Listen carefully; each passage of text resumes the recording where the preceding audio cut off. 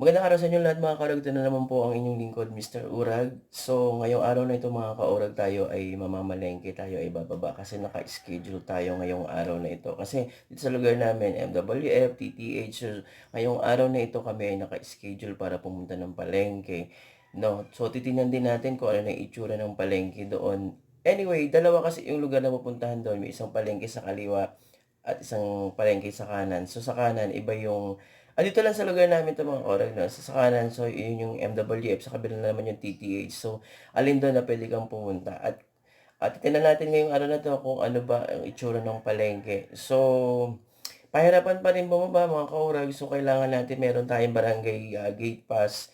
Pagkatapos kailangan yung ID meron din tayo kasi hindi ka rin palalabasin kung gate pass lang yung dala niyo. Again, dito sa amin na, pero I think sa lahat din gano'n din 'yan 'no. Kung ano yung nakapangalan dun sa gate pass, kailangan yung dala mong ID, same address, same name. So, titignan natin kung ano yung mangyayari ngayon sa pagbaba natin. So, bibili tayo ng mga basic needs, mga gulay, at saka yung mga panghalo natin na panluto. Tapos nag-order din kami online. So titingnan natin kung ano ba yung pinagkaiba, yung presyo, no? So itong vlog ko na ito ay hindi para ipagyabang sa inyo yung ibibili ko kasi hindi naman din siya gano'n kadami, kundi para lang mapagkumpara natin kung ano yung pinagkaiba ng bibili ka online o bibili ka doon sa aktual, no? So, again, sa lahat ng mga hindi ko pa kaurag dyan, don't forget to press subscribe, like, at i-click ang button para updated kayo sa mga susunod ko pa mga i-upload na mga video. So, mga kaurag, naka-enhanced community quarantine pa rin tayo. So, mag-ingat tayong lahat. No? Lalabas lang tayo kung tagang kailangan. Para makatulong tayo, hindi naman kailangan pinansyal lang. No? Stay at home lang tayo. Yun, malaking bagay na yun. Pag nanatili tayo sa loob ng bahay, hindi tayo mahahawa at hindi tayo makakahawa. So para sa akin, isa na siyang achievement at isa na rin siyang pagtulong sa ating gobyerno ng kahit nasa munting paraan natin. At of course, syempre, kumain tayo ng mga masusustansyang pagkain at yung bibilihin lang natin mga kaurag, yung sakto lang, yung tama lang.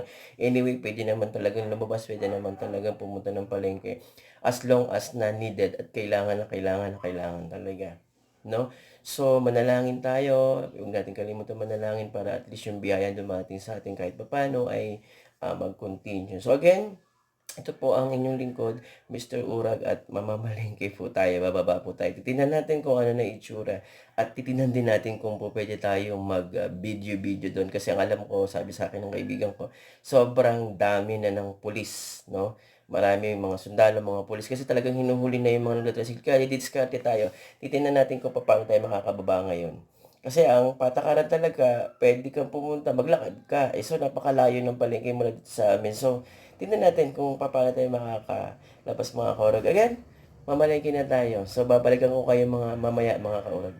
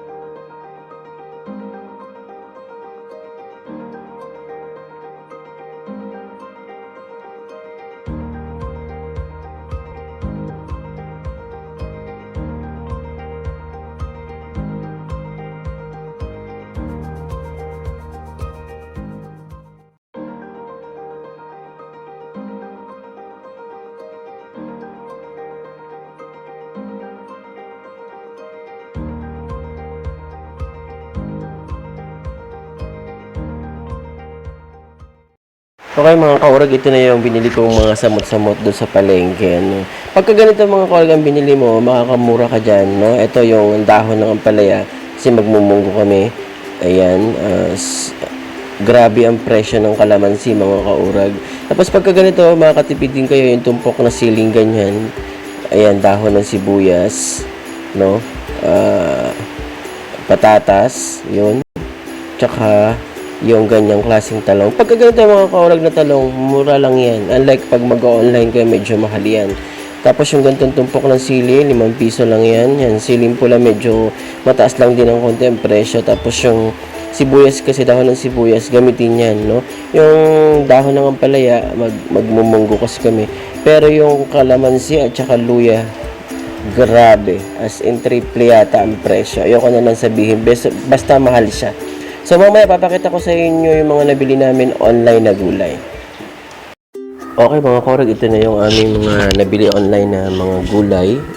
Yung kalabasa, yung talong, radish, pipino, okra, ampalaya. Tapos itong napakamahal, sobrang mahal na luya, grabe. Tapos bumili din kami mga kaurag ng kamote kasi halimbawa ayaw nyo magkanin minsan. Pwede na yung maglaga kayo ng kamote. Ayan, syempre may prutas din tayo. No, ito yung orange.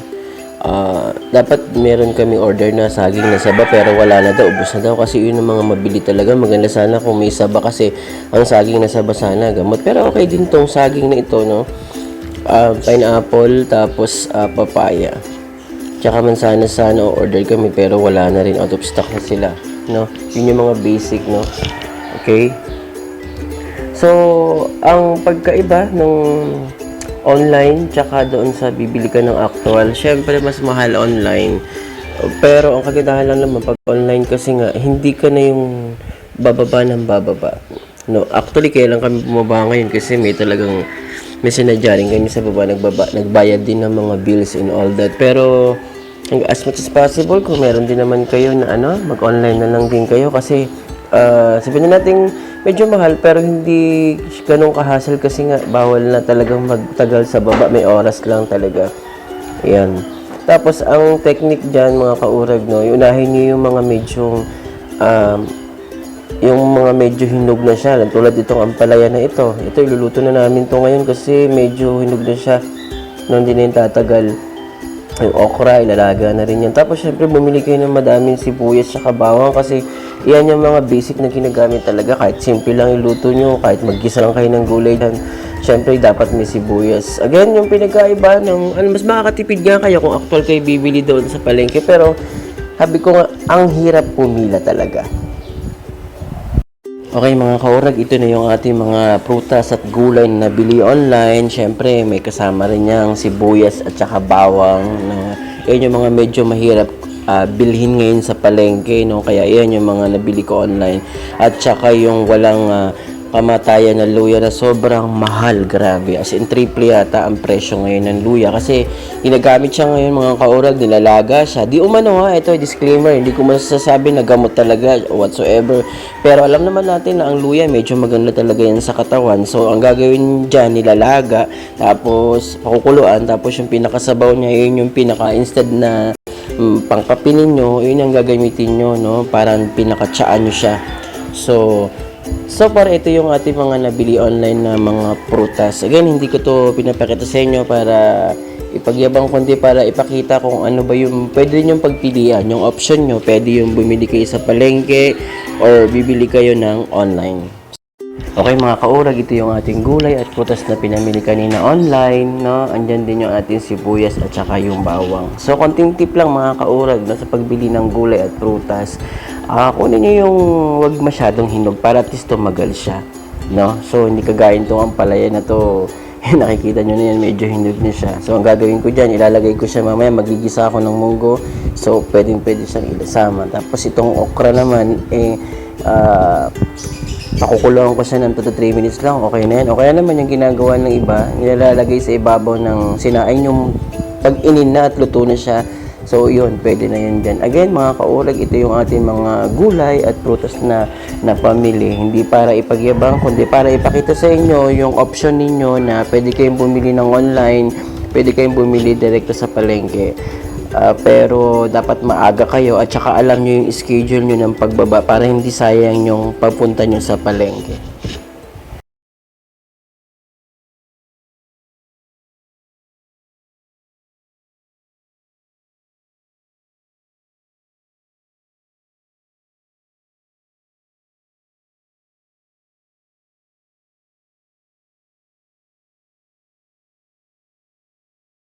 Okay, magandang umaga ulit sa inyo lahat mga kaurag. It's me again, Mr. Urag. So yun, galing na ako mga kaurag sa palengke nga ni kanina lang.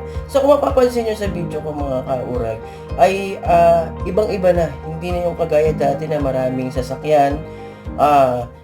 Piling-pili lang talaga kasi bawat barangay ay binibigyan nila ng mga kanya-kanyang schedule. Tandaan nyo yan mga kaurag, kaya bago kayo lumabas, pwede naman lumabas na wala pinipigilan na lumabas as long as na-schedule yung pumuntang palengke. Alam ko, hindi lang naman dito sa lugar namin, hindi lang naman sa barangay namin ginagawa yan. I think sa lahat yata ng barangay talaga ginagawa na para at least hindi lahat ng mga barangay magsama-sama bumili sa palengke. So, yun. Kung mapapansin nyo, konti na lang yung sasakyan talaga, konti na lang din yung tricycle. So, ang nangyari sa akin mga kaurag, kung mapapansin niyo, parang huminto-hinto ako sa mga dalawang sakay yon. Kasi nga, boundary by boundary siya. Kung lugar nyo lang dito, yun lang yung mga pwedeng pumasok, yun lang din yung pwedeng lumabas. So, yun na nga, binabawal na rin yung mga tricycle, no? Kasi nga, hindi siya pwede yung halimbawa dito ka manggagaling tapos pupunta ka sa ibang lugar. Hindi yun po pwede. Tsaka lagi nyo tandaan yung barangay permit ninyo, kailangan may ID kayo at yung pangalan doon sa barangay permit katulad nung ID na hawak ninyo kasi ganun talaga sila kahigpit mga kaurag. Then, yung pila pa rin. So, wala tayong magagawa kailangan natin sumunod at kailangan din natin gawin kasi sabi ko nga sa inyo, hindi titigil yung COVID na yan as long as hindi tayo magkakaroon ng disiplina at hindi tayo susunod sa gobyerno. Alam naman natin na wala namang ginagawa si Presidente Duterte kundi para lang makaraos tayo dito sa may crisis na nagdadaanan natin. So, yun mga kaurag, tandaan lang natin na kailangan malaman nyo yung schedule nyo ng pagpunta nyo sa palengke. Isang tao lang ang pwedeng pumunta sa bawat pamilya, isa lang. At may ID dapat kahit na meron kayong barangay pass o barangay permit. Kung wala kayong permit to pass yung lalabas, kung wala din kayong ID, hindi rin nyo rin yung magagamit. Tapos, kailangan kung ano lang talaga ang gawin nyo, ilista nyo na yung mga bibilihin niyo para hindi pagbaba nyo, iikot-ikot pa kayo. At saka dapat ang pagbaba nyo nakapokus kayo. Ibig sabihin, kung ang focus talaga sa grocery lang, doon lang kayo pumunta para hindi na kayo umikot-ikot. Tsaka pagbaba nyo, pumila ka agad kayo.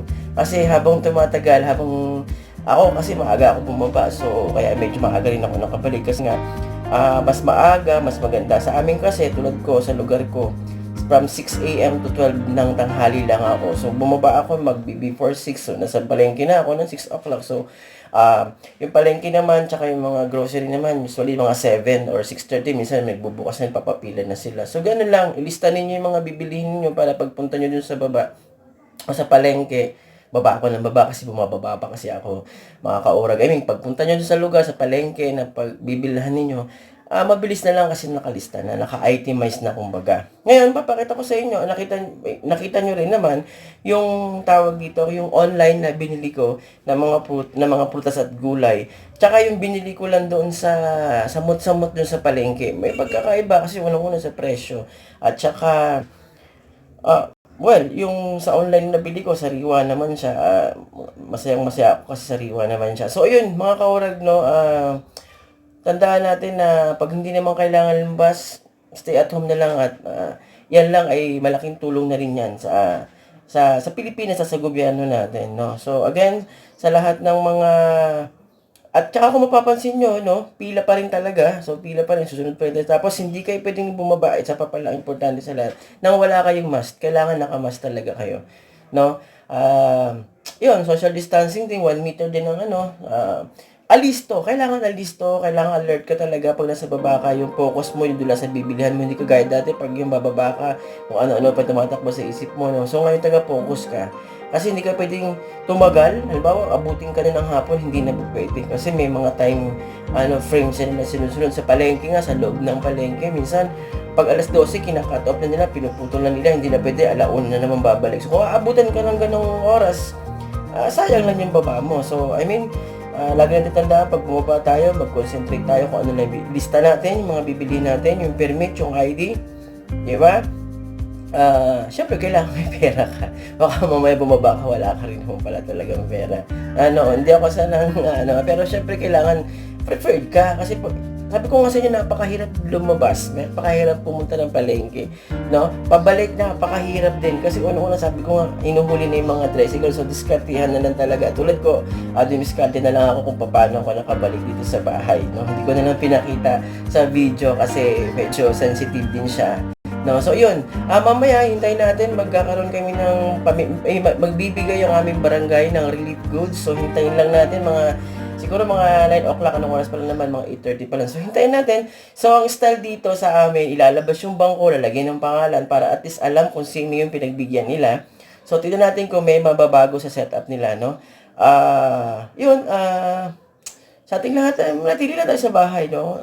Stay at home, kumain ng masustansyang pagkain at magdasal tayo. So, again, ito pa rin ang inyong Mr. Urag. At sa lahat namang hindi ko pa nakasubscribe sa akin, don't forget to press subscribe, like at i-click ang button para updated kayo sa mga susunod ko pang mga i-update o mga i-upload na mga video. Again, so hintayin po natin mga kaurag yung relief goods natin, tapos babalikan ko ulit kayo mamaya, no? So, yun, ganun lang. Yun ang sistema ngayon. I think sa lahat ng lugar yan, hindi lang naman sa lugar namin. Yung pangyayari sa palengke, pare-paresan yung pila, kailangan magtiyaga ka talaga sa pila at huwag kayong magagalit. No, kasi ganun talaga ginagawa lang. Ay, o nga pala mga kaurag, nakalimutan ko. Yung sa pagpindot sa ATM, pagkuha ng pera sa ATM, sa amin kasi may schedule na. Pero alam ko, sa bawat lugar nyo may schedule na rin. Kaya alamin ninyo kung anong schedule nyo sa pagkuha ng pera sa ATM. Sa remittance naman, medyo may hirapan din kayo ngayon gawa ng, lalo pag international manggagaling. Pero pag local, okay lang. Pero pag international, mas maganda siguro kung may ATM kayo, doon na lang nyo padaanin kasi mas madali na lang kumuha sa ATM ngayon unlike sa mga remittance. Pero, hindi ko naman nila lahat ng mga remittance. Pero, based on my experience, siguro mas maganda kung may ATM kayo para at least madali nyo siyang kunin. Hindi pag masyadong hassle, pipila ka lang, pipindit ka lang. Kaya lang may schedule din siya. Okay, sige mga kaurag, babalik ako kayo mamaya pag nakita na, bibidyohan ko rin yung mga magbibigay ng mga relief goods sa amin. So, hintayin natin kung darating talaga sila. Pero alam ko darating kasi nagpalabas sila ng mga bangko para sa mga relief goods. So, ngayon pala, nagpapasalamat na ako sa LGU namin, sa barangay, sa mayor namin, dahil sa relief goods. So, babalikan ko kayo mga kaurag.